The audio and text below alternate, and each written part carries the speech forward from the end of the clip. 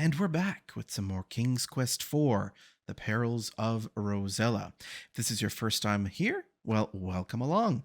As I said, this is King's Quest IV. It is an old Sierra classic adventure game. Originally came out in 1988. If you've been with the series for a few episodes, well, welcome back. We have just gotten the golden bridle off of the deserted island off of Genesta's island, way off in the ocean. And we'll actually take a look at it right here. Now, can I actually click on things here to look at them? I can! Look at that. That's pretty cool. Here it is, the golden bridle. So the reason we have that is so we can catch the Pegasus. That was me trying to move with the WASD keys, which is not valid here. This was way before that control scheme was a thing. So we're going to go find ourselves a unicorn because the evil fairy Lalote, you might remember her, has tasked us with bringing her the unicorn in an effort to prove that we're not there to cause trouble, I guess. Now, since I'm on the screen, this is something I wanted to bring up.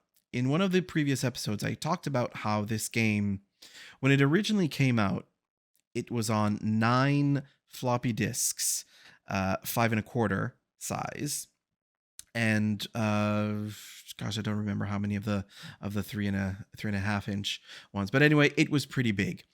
And one of the reasons that it was so big is because each screen had a day version and a night version, which took up a lot of space, even though the way that these old screens were drawn were more like vector-based, or at least the old versions, the old King's Quest were. Maybe this one, maybe they actually stored each screen, as kind of pixels. I'm not actually sure on that.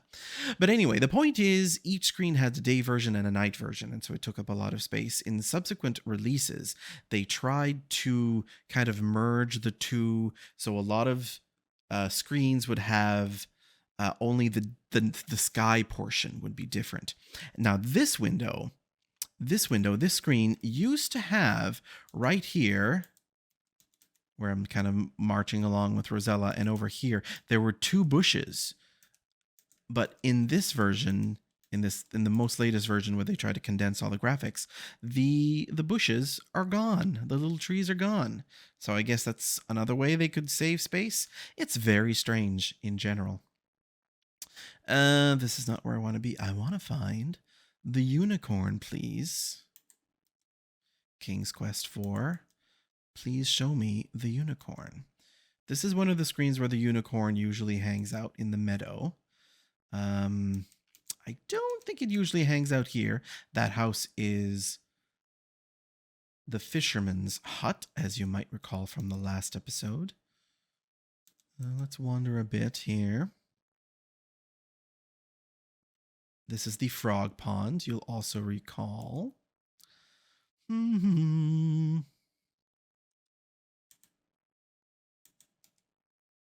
All right, maybe we'll fast forward to when we find the unicorn. So hang tight, here we go. Here's the unicorn. No, don't go away. Okay, so I'm gonna kind of pause the action here by entering input. So the unicorn is scared of us. We need to show it some affection so that it'll stick around for us to put the bridle on.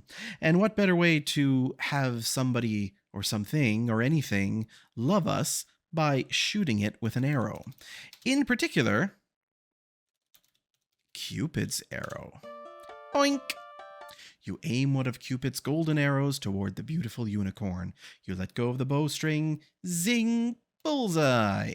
The magnificent unicorn is no longer afraid of you. It's now your friend. It's not going to be friends with us for too long because we're going to bring it to an evil witch. Oh dear. pet unicorn. You gently stroke the velvety soft nose of the unicorn. It seems as if you've made a friend, Rosella. Well, here we go. Bridal unicorn. As the beautiful unicorn offers no resistance, you gently place the golden bit into its mouth and fit the bridle and reins over its majestic head. The unicorn looks at you with curiosity, as if to say, "What are you doing?" All right, here we go. Ride unicorn. You nimbly mount the magnificent unicorn, grab the golden reins, and set off toward Lalote's castle. Oh, did you see that animation? That turning animation. That was pretty sweet for 1988. Now we're just riding along the countryside. This was the Seven Dwarfs diamond mine. Well, it still is. I don't know why I say it was, but we were there a bit earlier. This is where we got the worm. Troppity, troppity, troppity, trop. And this is the path going up to Lalote's castle. It's a little bit interesting that the unicorn doesn't offer any resistance until it hits here. The unicorn seems paralyzed with fear.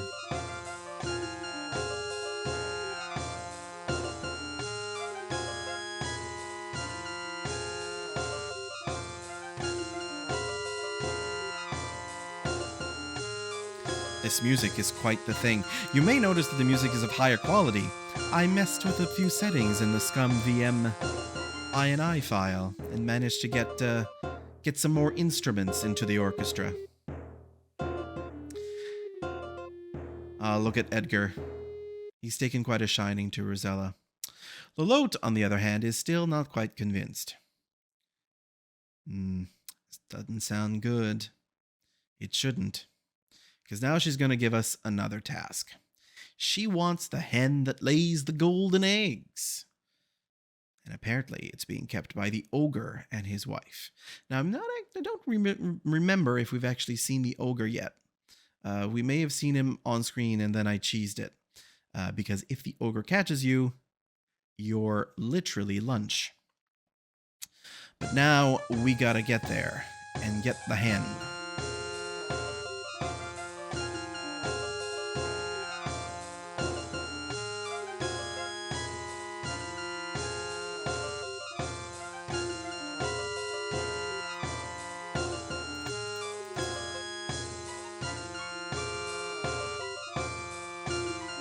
All right, enough of that. Yes, so I have this through GOG.com, Good Old Games, and it comes with Scum VM, which is a way to play all sorts of old DOS games and old Windows games. It's pretty great. And via some tinkering of the configuration files, you can enable different emulation schemes, all sorts of stuff. And one of them is the music. King's Quest IV was one of the first adventure games, one of the first computer games, if not the first, to support the optional sound cards of the day. If you're of a certain age, you'll remember installing games and it'll ask you what kind of sound card you had. Did you have a Roland MT32? Which was, ooh, this is actually bad news. I don't want to be here yet. We'll get back to that forest once we get a particular item. But we can't survive that yet because the trees will take us and strangle us. Now, am I going to emerge on the other side? I did. Amazing. Yeah, so the Roland MT32, I think, was like one of the high-end things of the day. You had cards such as your ad-libs, your sound blasters. When I was a kid, I just had a dinky old PC that just had a clunky old speaker, which in previous episodes is what really was being emulated. But now we got a full whole orchestra. So that's kind of fun. So up there, that's the ogre's house that we need to get into.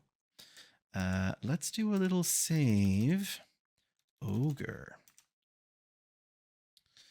And let's approach with caution. I'm pretty sure I've got everything that I need to resolve the ogre's house. Actually, I'm looking. Yes, I've got the bone. That's going to be important. Actually, is that all I need? I think that might be all I need. So let's go find out. go find out. Oh, God, the ogre sees you. You'd better run and she'd like to have you over for dinner. Oh, no. She's going to follow me on this screen? No, I think we're good. Okay. Oh.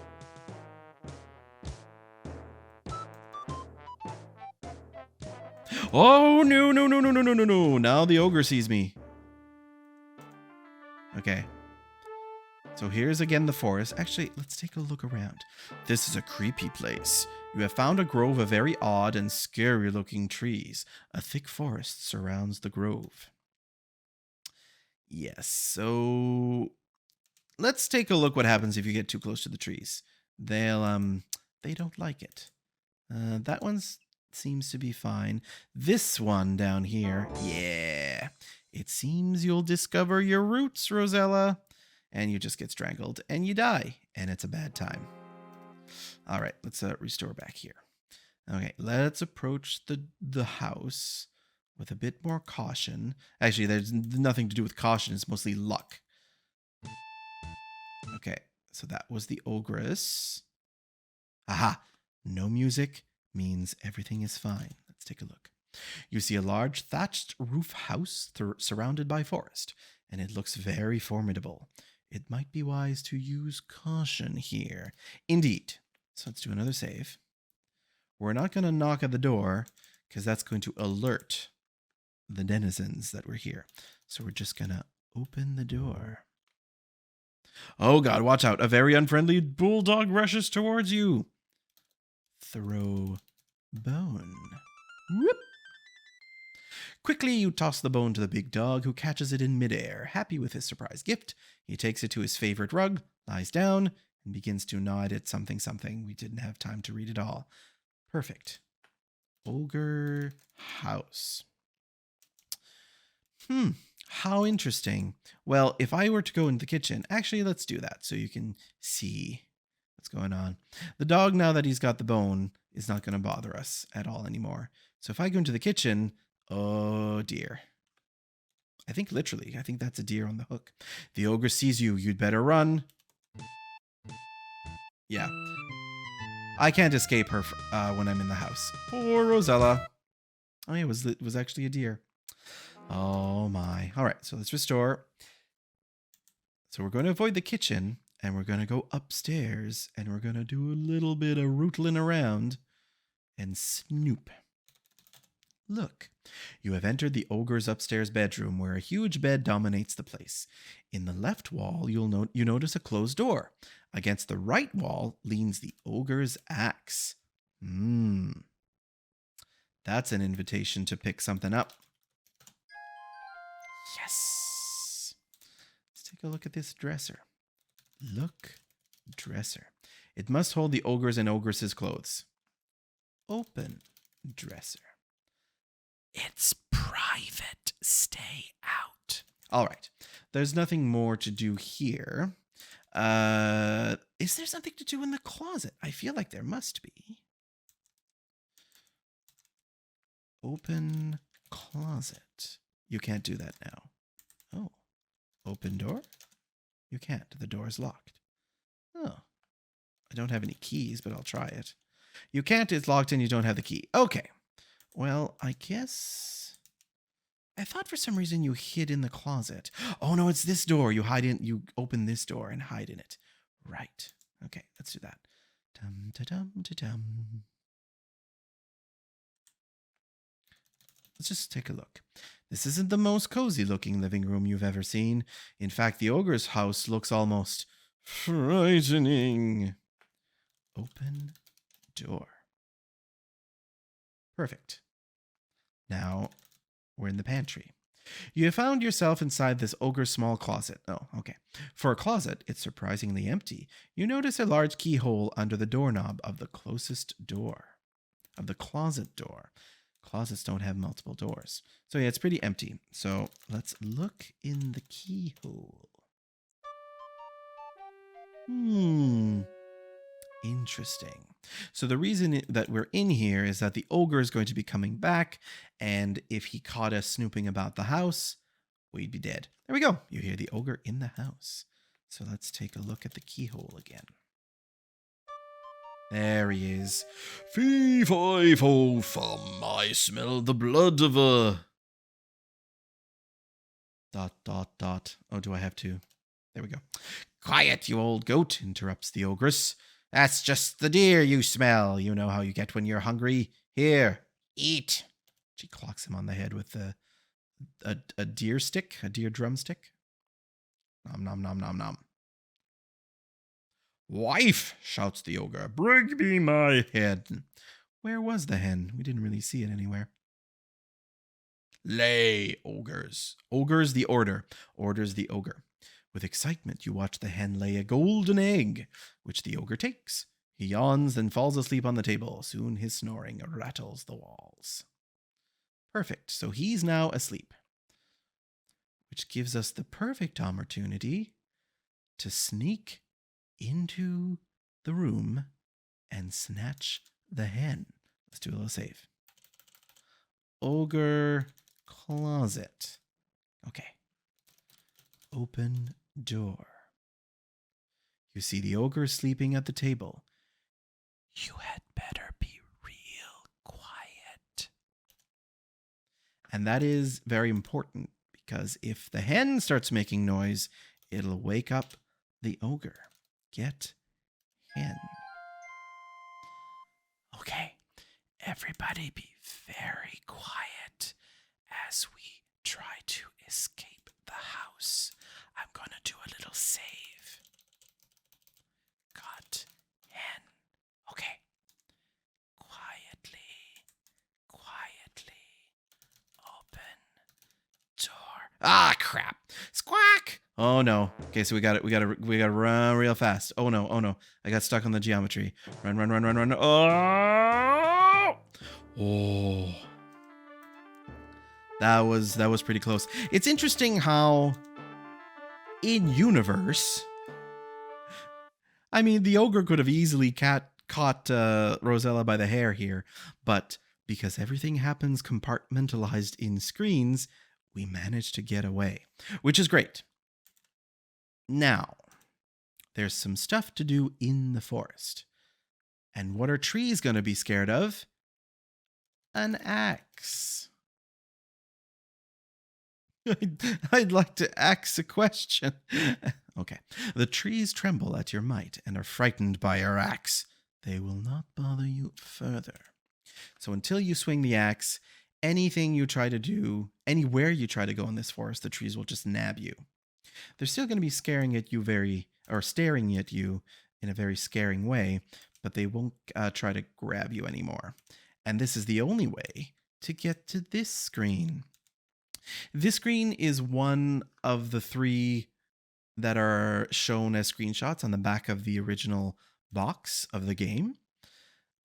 Kind of give you kind of an idea of what you're going to be coming up against. So let's take a little look. A cave bearing a slight resemblance to a skull. Let's take a look at this. A slight resemblance to a skull, the text seems to say. Actually, quite outright says it, which is a lie because it does look like a skull. Not slight, it does look like it. Huge rocks block your exit to the north, and you're completely surrounded by those grabby trees. Nice situation, huh? Yes. So let's do a save. Skull Cave. I wonder when I'm going to hit the limit of save games for the directory. Anyway, let's take a look inside. Oh. It's empty? This is a dismal and dreary cave. In the center of the cave, over a hot fire, boils a foul-smelling brew inside a large black cauldron. Huh. We're supposed to meet some people in here. Let's just take a look. Look walls. There's nothing of interest on the rough cave walls. Look bottles. You don't want them. Okay. I guess maybe I need to go give the hen first before the denizens of this cave show up. So let's go with that. Actually, I'll just try another look at... Okay. Well, guess it's not yet time for this cave. Tum-ta-tum. Excuse me. I've got the big menacing axe. That's right. That's right. Did we? I think we saw this crypt in an earlier episode. We'll be coming back to this in the next sort of chapter. But first, we gotta go see Lolotte, because we got her golden egg laying hen. So that's good. Actually, can I tell the hen to lay? Look, hen. Magic hen. Look, it's got little golden eggs on the border. Each of the inventory items has its own sort of design for the border. It's actually kind of a nice little touch here. Magic fruit. So this is one of the objectives, you may recall. We need that to bring back to good old Dad, who's having a little bit of a problem, a little heart attack. So the magic fruit will sort him up. We just need to find our way back home now. Right.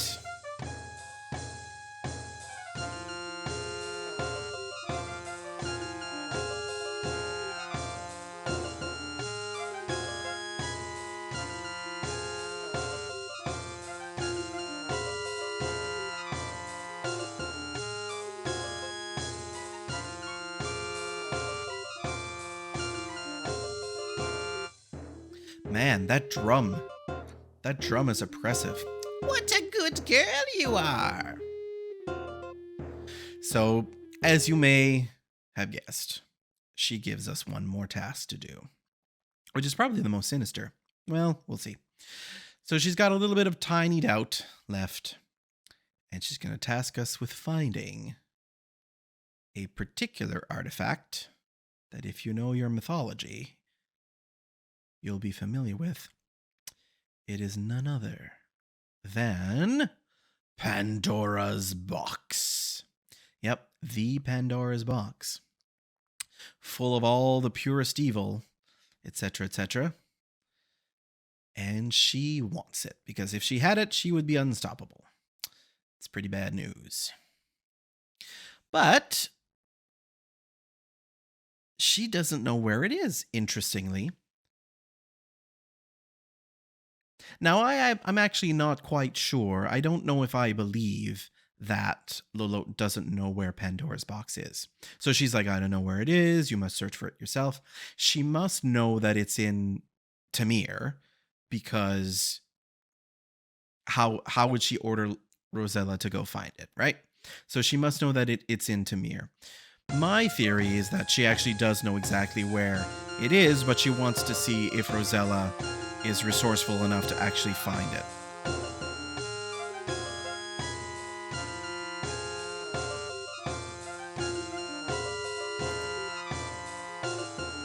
So, after all is said and done, now we're going to go back up to the Skull Cave,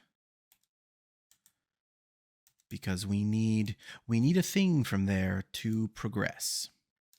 And as soon as we get that particular item, that's when night is going to fall. Woohoo! And it's gonna get real creepy real fast. Tum-ti-tum-ti-tum. Oh, I'm stuck on the trees. Stuck on the trees. All right. So let's do our little save for the Skull Cave.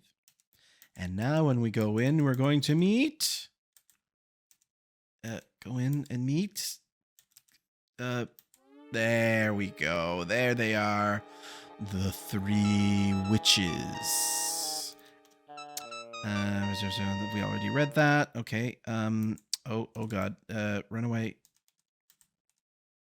Oh geez. Okay, so I think I've got her stuck on the cauldron. Look, witches.